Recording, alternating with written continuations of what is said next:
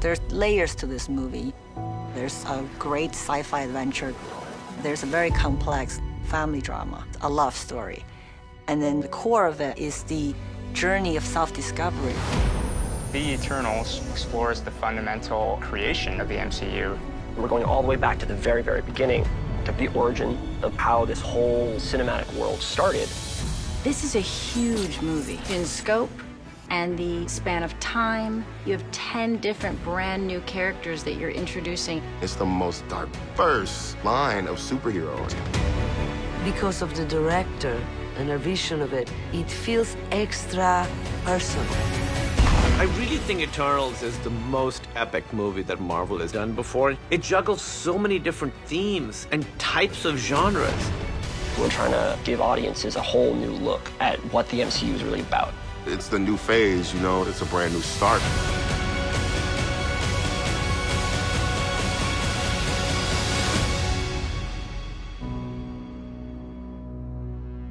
The Marvel Cinematic Universe is now past their 10th anniversary. And with the release of the final Avengers movie, we finally completed a 22-movie Infinity Saga. So where do we go from there? Where do we start? And what we really wanted to do was start fresh with all new characters, all new mythology that sets the MCU off on an entirely new path, but actually go back to some of the deepest, richest mythology in all of Marvel Comics.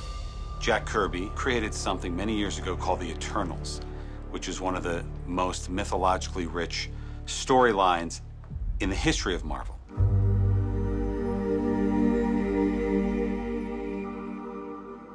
For us, the true inspiration for the Eternals was from Jack Kirby's original 1976 run.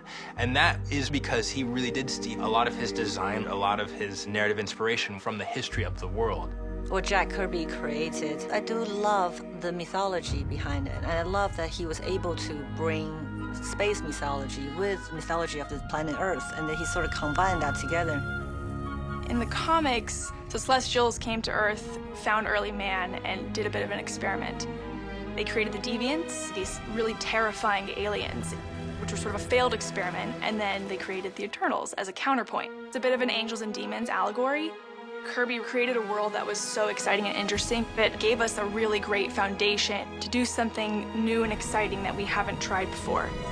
We were given 800 pages of research. All the comics, every graphic novel. We were endlessly inspired by all of Kirby's work and Neil Gaiman's run with the Eternals. We wanted to take our favorite aspects, all that Kirby tech and some of those amazing ideas, but bring it to a modern audience. And it was only with the help of Nate and Kevin that we really honed in on what the movie was. Kevin and Nate both have unparalleled instincts for what makes a good story. The aspirations of this film are as big as anything we've done before. You aren't relying on a mythology that you've seen before. You don't have characters that people know. So what's the character journey? What is the emotional core of this movie? What I like about the story of the Eternals, we're following a really deeply beautiful, epic love story. And at the same time, we're tapping into a lot of philosophical questions about who we are. We're tackling these huge ideas of space gods and superheroes in ancient history, but we're putting it all through this really simple human lens of love and duty and responsibility, and looking at human history through a really exciting new angle. We always look for directors that inspire us and who get great performances. And I had seen Chloe's first film, and then I saw The Rider and thought it was amazing. To some degree, it was a learning curve for her. She'd never been on a movie this size. She'd never had the same resources. But we'd never tried to tell a story in the way that she tells a story. We'd never moved the camera in the way that she wants to move the camera. You know, I come from an indie world, and it is an incredible process to have people who are so experienced and open-minded to be able to take your ideas and elevate it and just let your imagination just be set free. Her take on the themes and ideas and characters was not only nuanced and beautiful, but she had a really clear understanding of how to tackle a property that has so many different elements to it, and just fearlessly understood how to ground it in a very human and real way. I think we've learned as much from Chloe as she's learned from us. She really pressed us to try and figure out how to shoot more of this on practical locations, which again is challenging just from a logistical standpoint, battling rain and the elements. Chloe really wanted to use as much practical sets as we could, so we've been on location a lot. It was great to be able to actually shoot on locations and forests and woods, on these black sand beaches, on volcanic islands. when you are actually on a location. It helps you get into the reality of things, as bizarre as they are. You've never seen places like this. And this is absolutely magical, spectacular, this landscape. It's challenging, but it's all in service of an aesthetic that's totally different. That's a challenge we wanted to take on. Jack Kirby created visually these incredible designs and colors. We definitely want to honor some of that. And our production design really did their homework in creating an aesthetic that felt unified.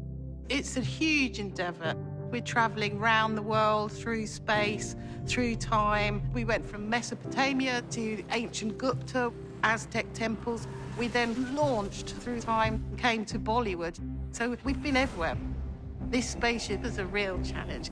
I felt that it was such a kind of spiritual place. This is an incredibly important room, all based on sacred geometry. I was really surprised when I walked into our ship because it's completely out of the ordinary. We looked at ancient Babylonian cuneiforms. We actually made our own. These say things like star, moon, travel, man, earth, and God. These correspond exactly to the costumes. When they stand against this wall, the power from Arishem creates the costumes. These costumes are one of the most difficult superhero costumes I've ever made. One of the things that was asked was that they didn't look like armor-clad uniforms, that they looked like a second skin. And the other thing we had to incorporate was the cosmos. So it's a tricky brief. We did a lot of research into planets, minerals, to get a framework of colors and textures that we could pull on. Each one of them has their own galactic shaping. There's so many layers on each of these costumes, and they're all done by hand. We didn't get to our costumes until a few months into shooting because they were still working on them. You know, they wanted to be exactly perfect. So we shot for a while with each other and really gotten to know each other. When we did all come together, we were quite moved. My favorite part was seeing everyone in costume and all of us just standing in a line. It just was so exciting to see everybody in their costumes. We were all screaming and getting teary-eyed all day. It was really amazing. It was very windy, it was very dramatic. Everyone's capes were flying. There's a mixture of empowerment and also pride of being able to wear this costume that means something important. It hit my spirit in a different way because Selma Hayek's standing there, and then you have Barry, and then you have, like, Lauren Ridloff, who is deaf, and then you've got, like, Angelina there, and then you've got Richard, who's Scottish, and it's this melting pot of humanity. I love them all, honestly, every single one of my cast members. I think everyone found their roles pretty quickly, not only in the film, but outside, too. We have come to feel like family together. When I read this story, I just fell deeply in love with just how colorful these characters and how truly diverse they are from all over the world. Chloe has a very specific vision. She uses our personalities and our diversity in a seamless way in the film that it's unifying. Chloe is so remarkable. She takes this movie at heart. She makes you want to believe in her vision. The vision includes you and how you craft it and how you mold it. Even though it's a superhero world, she somehow makes it a very real, like a reality to you that exists.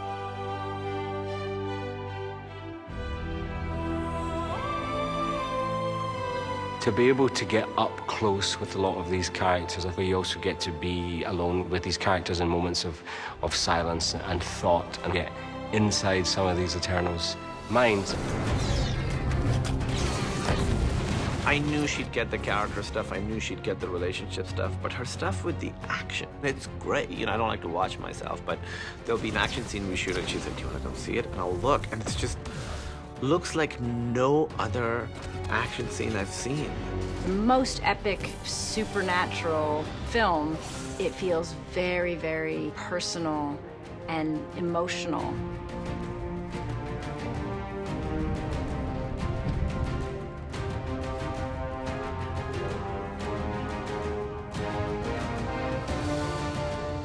These Eternals has been helping us to shape our history and who we are. And the choices humanity made had a great effect on them. And I think we learn about what it means to be human through their exploration. It is important to stress that we are all very powerful, but we are the most powerful when we come together towards helping this planet. It's a beautiful message. When we all come together, we're all stronger, and that's when we can actually make an impact.